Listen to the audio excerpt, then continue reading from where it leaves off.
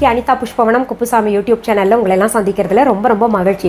இன்னைக்கு இந்த பதிவில் ஒரு ரெஸ்டாரண்ட் ஸ்டைல் கிரேவி செய்து காமிக்க போகிறேன். இந்த கிரேவி பார்த்தீங்கன்னா உங்களுக்கு நான் கூட, ஃபுல்கா ரோட்டி கூட, சப்பாத்தி கூட, பூரி கூட, அது கூட எல்லாம் நல்லா இருக்கும். அதை தவிர்த்து நார்த் இந்தியன் ஸ்டைலில் செய்யக்கூடிய ரைஸ் வெரைட்டிஸ் இருக்கு இல்லையா, அது கூட நல்லா இருக்கும். அதாவது புளி சாதம், தக்காளி சாதத்துக்கெல்லாம் இல்லை, ஃப்ரைட் ரைஸ், கீ ரைஸ், அப்புறம் ட்ரை ஃப்ரூட் ரைஸ், இந்த மாதிரி இருக்கு இல்லையா, அது கூட எல்லாம் ரொம்ப பிரமாதமாக இருக்கும். இந்த கிரேவி பெரும்பாலும் பெரிய ரெஸ்டாரண்ட்ஸில் தான் கிடைக்கும். ஒரு பிளேட் வாங்கினாலே ரொம்ப விலை அதிகம், வேலையும் அதில் நிறைய இருக்குது. அப்படி என்ன கிரேவி அப்படின்னு கேட்டிங்கன்னா, சோயா கோஃப்தா கிரேவி. இந்த சோயா வளர்கிற பிள்ளைங்களுக்கு நமக்கெல்லாம் உடம்புக்கு ரொம்ப தேவைப்படுது. அதில் அதிகமாக புரோட்டீன் இருக்கு இல்லையா, அதனால் அடிக்கடி நம்ம உணவில் ஏதோ ஒரு ஃபார்மேட்டில் சேர்த்துக்கணும். கிரேவியாகவோ, சோயா சுண்டலாகவோ, சோயா பன்னீராகவோ சேர்த்துக்கிட்டு வந்தோம்னா ரொம்ப நல்லது. சரி, இப்போது அந்த சோயா கோஃப்தா கிரேவிக்கு தேவையான பொருள்களும் அதன் செய்முறையும் பார்க்கலாமா? சோயா கோஃப்தா கிரேவிக்கு நம்ம சோயா எடுத்துக்கணும். மொதல் அந்த சங்க்ஸ் சின்னதாக கிடச்சாலும் பரவாயில்ல, கிரானுவல்ஸாக கிடச்சாலும் பரவாயில்ல, இந்த மாதிரி பெருசாக இருந்தாலும் பரவாயில்ல.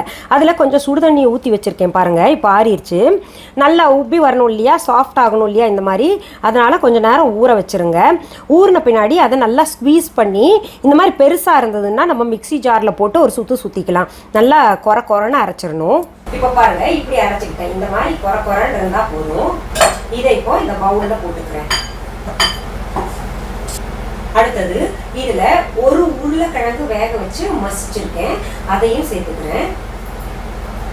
அடுத்தது பூண்டு இஞ்சி பேஸ்ட் 1.5 டீஸ்பூன் போட்டுக்கோங்க. அடுத்தது பச்சை மிளகாய் நல்லா நைஸா அரைச்சி வச்சிருக்கேன், ஒரு 5 பச்சை மிளகாய் எடுத்து அதையும் இதில் சேர்த்துக்கோங்க. அடுத்தது புதினா இலைகள் கொஞ்சம் சேர்த்துக்கோங்க, ஒரு 15 இலை எடுத்துட்டு நல்லா பொடியாக நறுக்கிட்டு அதை சேர்த்துக்கோங்க. அடுத்தது இந்த கடலை மாவு 2 டேபிள் ஸ்பூன் போல் எடுத்துக்கோங்க.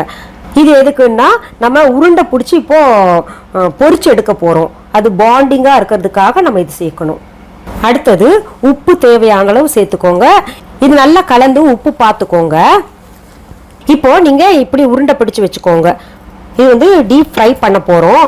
நான் அதுக்குள்ளே அடுப்பில் ஒரு வாணலியில் எண்ணெய் வச்சுருக்கேன், அது சூடாகிக்கிட்டு இருக்குது. இப்போ பாருங்கள், நான் உருண்டை பிடிச்சிட்டேன், அதில் கொஞ்சம் எடுத்து வச்சுருக்கேன். இதுதான் சஸ்பென்ஸ், இதுதான் உங்களுக்கு யாரும் சொல்லித்தர மாட்டாங்க, நம்ம கிரேவியில் கொஞ்சம் போடுறதுக்காக. இதை ஹைட் பண்ணிடுவாங்க. அப்போ நீங்கள் என்ன நினைப்பீங்க, நாங்கள் அங்கே சாப்பிட்டோம் அந்த மாதிரி டேஸ்ட் வரலையே அப்படின்னு நினைப்பீங்க. நீங்கள் எந்த ஒரு ரெசிபி வேணால், எந்த குக்கரி ஷோ வேணால் பாருங்கள், சில விஷயங்களை மறைச்சிருவாங்க. இது கொஞ்சம் ஒரு 2 உருண்டை அளவுக்கு நான் எடுத்து வச்சுருக்கேன். அடுப்பில் வச்ச எண்ணெய் சூடாயிருச்சு. இப்போது ஒவ்வொரு உருண்டையாக போடலாம். நம்ம இந்த உருண்டைகளை போட்ட உடனே கிளறாதீங்க, அப்படியே கொஞ்சம் ப்ரௌன் ஆன பின்னாடி நம்ம திருப்பி போடலாம், இல்லாட்டி அப்படியே செதறிடும்.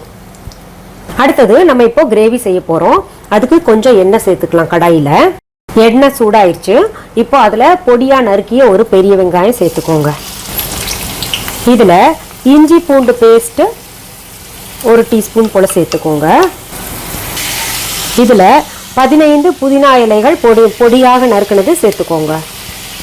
பச்சை வாசனை போன உடனே தக்காளியும் 3 அரைச்சதை சேர்த்துக்கோங்க. தேவையான அளவு உப்பையும் சேர்த்துக்கோங்க. இப்போது பச்சை வாசனை போகிற வரைக்கும் வதக்கணும். இப்போது இதில் நம்ம இந்த கொஞ்சம் எடுத்து வச்சோம் இல்லையா, இதை சேர்த்துக்கலாம். இது கிரேவிக்கு திக்னஸ் கொடுக்கும்.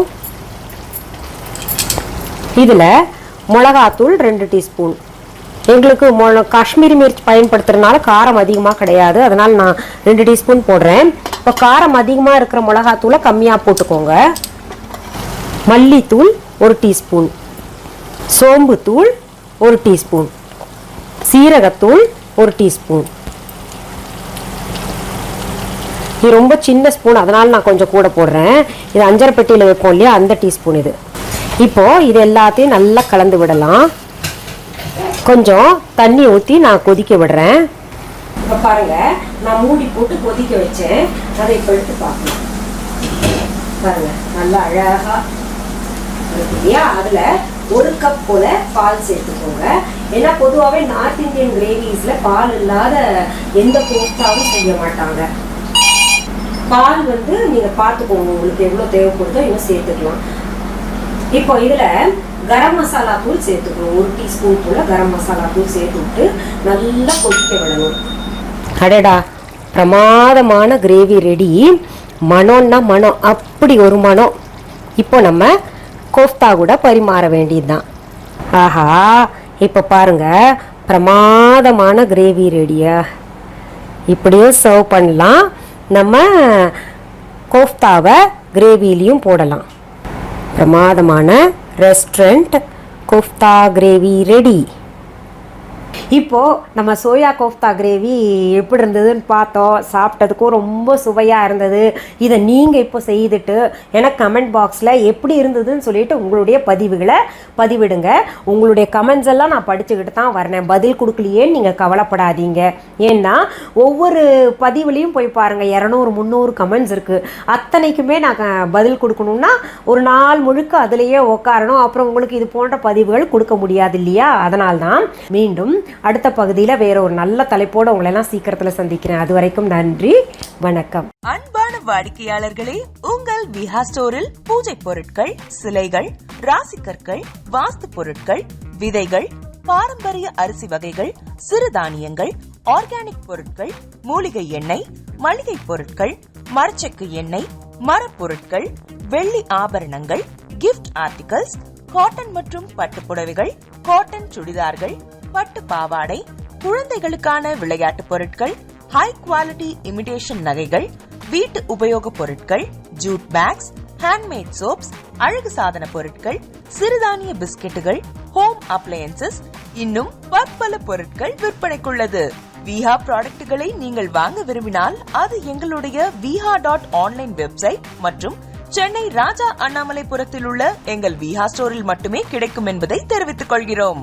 வேறு எந்த ஆன்லைன் வெப்சைட்களிலும் விஹா ப்ராடக்ட்கள் விற்பனைக்கு கிடையாது என்பதை நீங்கள் கவனத்தில் கொள்ள வேண்டும். எங்கள் விஹா ஸ்டோரின் விலாசத்தை கண்டறிய கூகுள் மேப்ஸில் விஹா ஸ்டோர் என்று டைப் செய்தால் வழியை கண்டறியலாம். www.viha.online வெப்சைட்டிலும் விஹா ஸ்டோரின் அட்ரஸ் உள்ளது.